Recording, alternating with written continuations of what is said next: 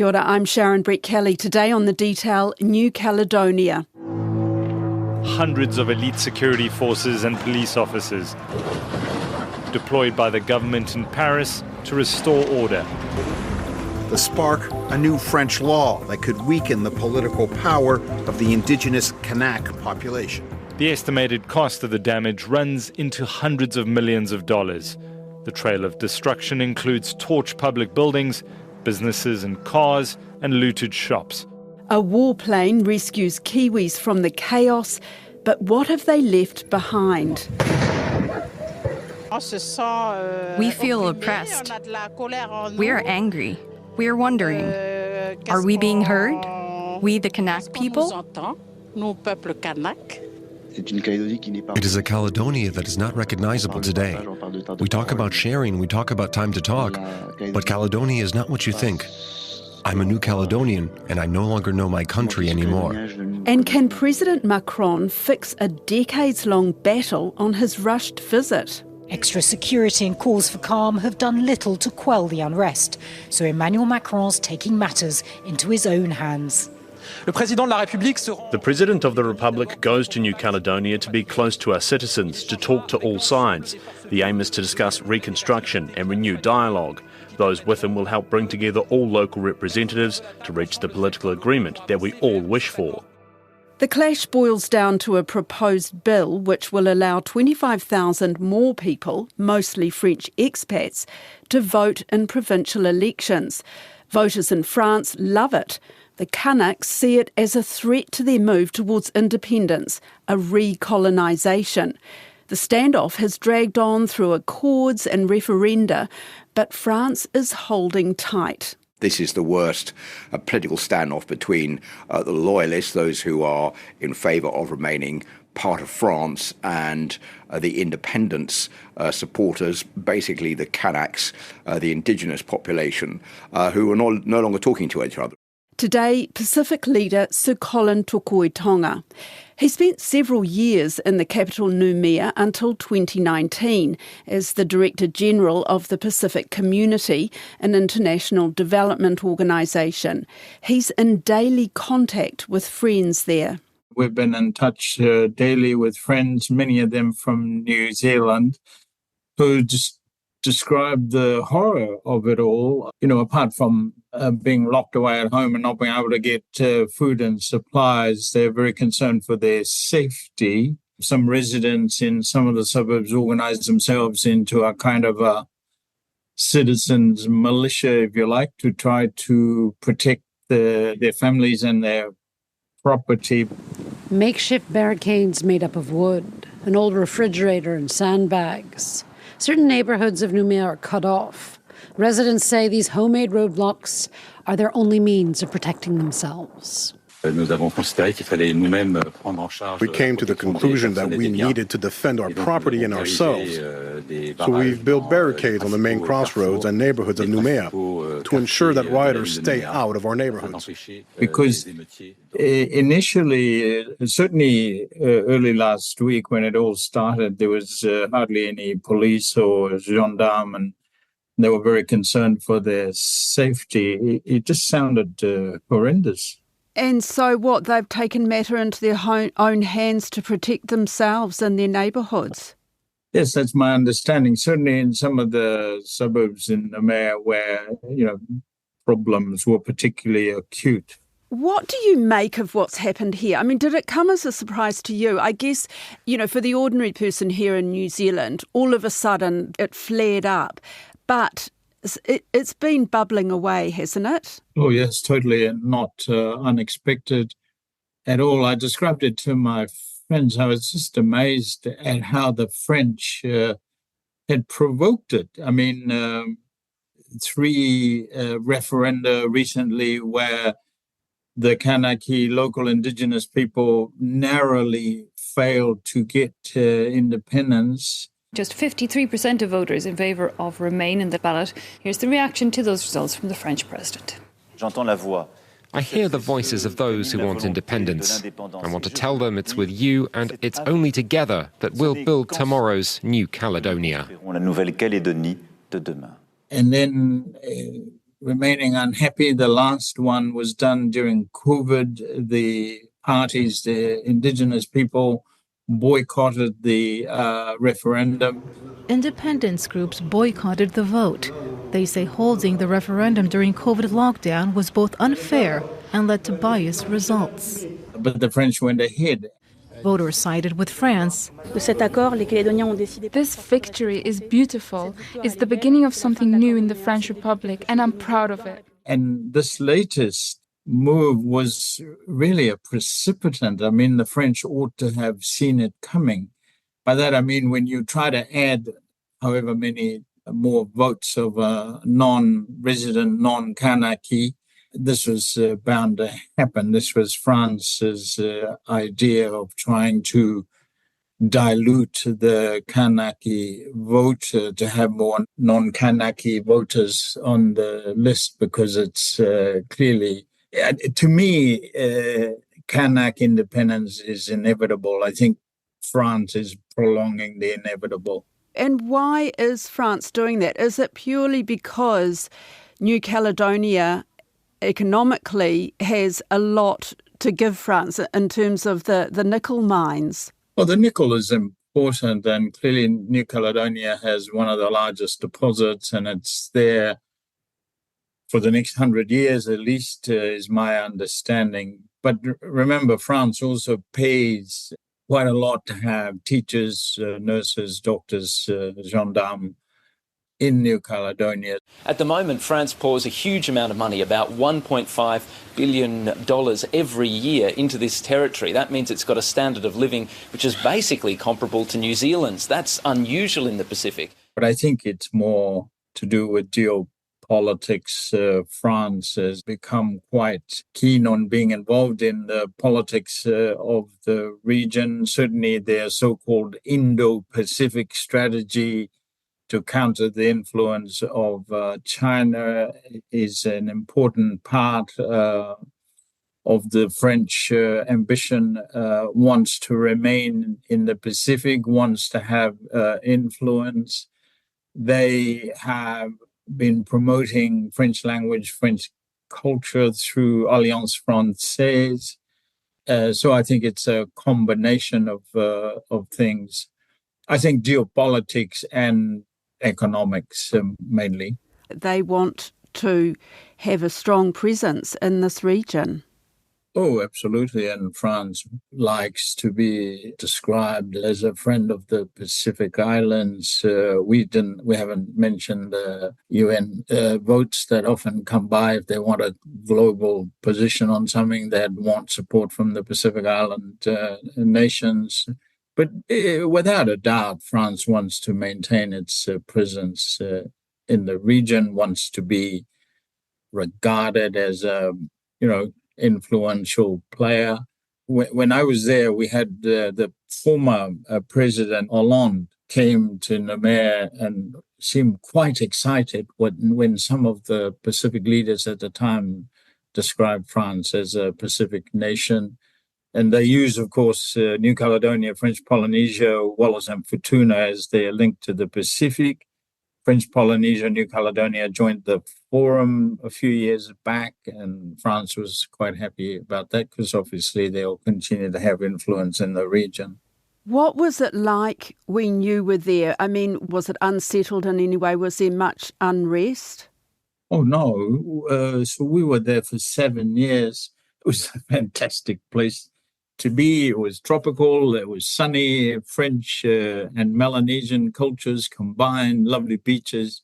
Absolutely fantastic place to be. No outward and visible unrest. There was a time when the local, both Kanak and non-Kanak, blocked the roads because they were having a scrap with the government over the price of food. But certainly nothing of the scale that we've seen last week, this week. But people know there's that undercurrent of unease. The Kanaks want independence. France is not willing to give it away.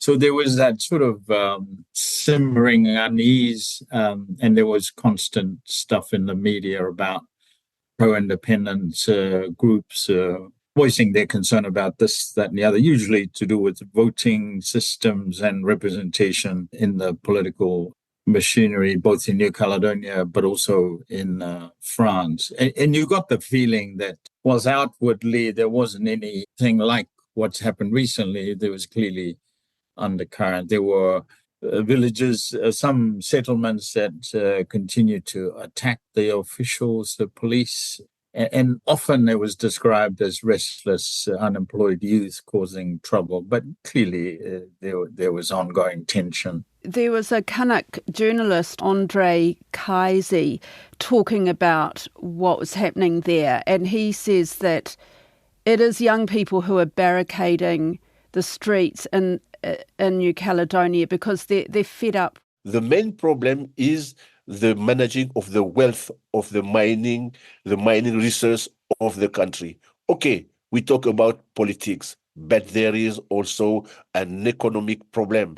And the problem that the young generation ask the elder to find out is how can we manage the sharing of the wealth of this country, this small island in the Pacific. It would be tempting to describe this as restless, unemployed youth venting frustration because it's deeper than that. And clearly the young Kanak people would steal cars and cause trouble. They see the white settlers, the French, having nice cars and nice homes, and they don't. So there's that. But I think it would be an error to suggest that this is your restless young people causing trouble. This is way deeper than that, and it's to do with the Kanak wish for independence. I was working at SPC, the Pacific Community. We had friends, colleagues whose cars were stolen and then burnt. There's a stretch of road up north heading out west that you have cars burnt out, littered on the side of the road. So there was always that kind of thing going on, robberies. But as I say, this event, the last week and this week, is way deeper than just petty crime by young people. This is about Kanaki liberation and independence. What I don't understand is why has it taken so long to move towards independence? I mean, it feels like this has been worked on for decades, really. Yeah, and there was trouble back in the 80s, which led to the Noumea Accord for Peace. It's taken so long because France doesn't want to give up New Caledonia. That's pretty much what it is. The Kanaks would have been happy if independence was granted, 20, 30 years ago. So France is dragging the chain. There is, of course, a less obvious strategy whereby people are concerned that there isn't governance or officials or skills in the local population to be able to govern New Caledonia if and when independence comes. In other words, there are very few trained doctors and nurses. And some people would say that is part of the French strategy to keep the indigenous Kanak population unable to govern their own country. So this is the reality. I think there are very few doctors who are Kanak, very few teachers.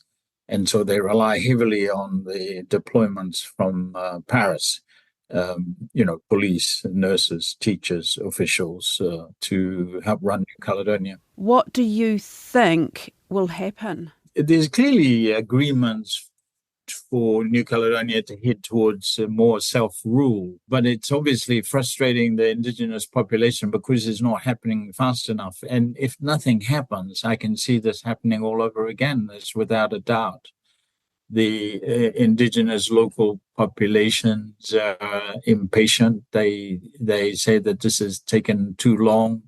And every time France adopts a move like the one just past week to add more voters to the roll, increases the intensity of the local population for independence. So my own view is, France should permit New Caledonia to be independent, and in some way, the sooner the better, because this kind of trouble is bound to happen again. And do you think that Indigenous people in other Pacific countries or territories would be watching this and thinking, well, that's, we need to move in that direction too? Do you see that as a kind of a trigger? Oh, totally. I think the Indigenous people, particularly in Melanesia, look on this and say, France should give Kanaki independence. The wider Pacific region would be watching this very carefully. You may have seen the statement from Prime Minister Mark Brown of the Cook Islands, who's the current chair of the Pacific Islands Forum. All of our Pacific Island Forum members, nearly all of us, have been former colonies. So we understand and value the importance of sovereignty and independence. And I'm confident that having a leadership group from the Pacific Islands Forum may be an acceptable option as a mediation group. But of course, France will have a big role to play in the de-escalation of violence and also in paving the way for Pacific Talanoa to take place. What do you mean by Pacific Talanoa? Well, the Pacific way of discussing issues is to sit down face to face and talk them out. So the wider Pacific will be looking at this and thinking, they can't understand what the delay is, and that France should really hasten or accelerate a pathway to independence for the local population. Because this is Melanesian countries in particular, and Melanesian people would see this as continuing colonization and oppression of people by a foreign power, and has no place in the modern world. Absolutely, it's of interest across the wider region. Interesting that French Polynesia, the other Pacific territory linked to France, apart from Oscar Timaru, who was one of the activists, the French Polynesian folk don't appear to have any great rush to push for independence like New Caledonia. But yes, absolutely, this is of significance across the Pacific, and many island states in the region would be baffled as to why France doesn't accelerate a process of independence for New Caledonia. Would it be to the extent that people in other countries in the region get involved, pitch in, try to help out the Kanaks? Oh, they would express solidarities by, through a number of ways, rallies and demonstrations, and in their own countries. It's a little difficult to get access into New Caledonia right at the minute, and even if people wanted to go there, they'd be scrutinized by the French authorities, so it wouldn't be easy to show physical solidarity, but certainly in terms of other activities around the region, I have no doubt that there's a lot of support for the Kanak indigenous people. And other countries where there might be a bit of unrest, I mean, I'm thinking of the Solomons and Bougainville, but what about, I mean, are there others that, Guam, I don't know, American Samoa? Solomons is interesting. It's a slightly different situation. This is a conflict within the various ethnic groups within the Solomons. In other words, this is tension between themselves, in the capital, Honiara, the local population see others who come from other islands and do well economically, and they get a bit agitated, not helped by the presence of the Chinese there. But this is, Solomons is very much an internal conflict. Bougainville, again, is also an internal thing, a scrap between the Bougainville leaders and the government of Papua New Guinea. Bougainville wanting independence independence, but that's not, Papua New Guinea is not a colonizing power like France. So again, it's a slightly different situation, I suppose. The American territories, that's a totally different kettle of fish altogether. Guam, Northern Marianas, American Samoa, they're too entrenched in the American way of life, and they get supported by Uncle Sam. I haven't heard any restlessness from those places for independence. The indigenous populations up in Guam and in the north, the Comoros, have expressed a wish on and off, but it's not been a serious effort like sustained moves for independence like in New Caledonia. New Caledonia is probably the only one at the moment where the fight for independence is palpable and visible and violent. And New Zealand's role in all of this, apart from getting New Zealanders out, do we just have to stand by and watch it happen? It is another country. It's their business. Well, that would be the standard response, I imagine. Our primary interest has been to get our citizens out safely and from a holiday destination. And I rather suspect that our government does not particularly want to be too active. I think it'd be interesting to see what Māori would say. This is something that perhaps resonates more with Māori, particularly activists who want more independence in inverted commas. And some would say that New Zealand should really be facilitating, getting involved in assisting the Kanaki population with their independence activities. New Zealand should perhaps be lobbying France for that to happen, but I can't see it happening. I don't think our current government is that way inclined. There is an entity I referred to earlier, the Pacific Islands Forum, that our Prime Minister attends a meeting once a year. And the Pacific Islands as a group might want to accelerate push for France to grant New Caledonia independence. But as you point out, it's a little tricky, of course, because these are independent sovereign states. What's going on in the Pacific is fascinating, isn't it? I mean, the world focus on the Pacific, the geopolitics, to me it seems like we haven't seen it like this at any other time. Oh, I think clearly the Chinese factor is at play here, and the US clearly sees that as a major threat. And along with that, of course, is our own government and Australia and France. It's a contested region, and it's become increasingly so. I think the global conflicts haven't helped, it's enhanced entrenched positions. So, the Solomons wanted to be able to choose their own friends and went with the Chinese, and there was talk of perhaps a Chinese military base in Honiara. Got everyone very excited that the Solomons was putting the entire region at risk. So certainly the geopolitics is at play big time, and no doubt will continue. And this, as I suggested to you at the beginning, is part of the French strategy to maintain a presence in the Pacific. That's it for today. The Detail is supported by RNZ and NZ On Air. Alexia Russell and Davina Zimmer produced this podcast. Phil Benge engineered it. Thanks to Sir Colin Tukui Tonga. I'm Sharon Brett Kelly. Mā te wā.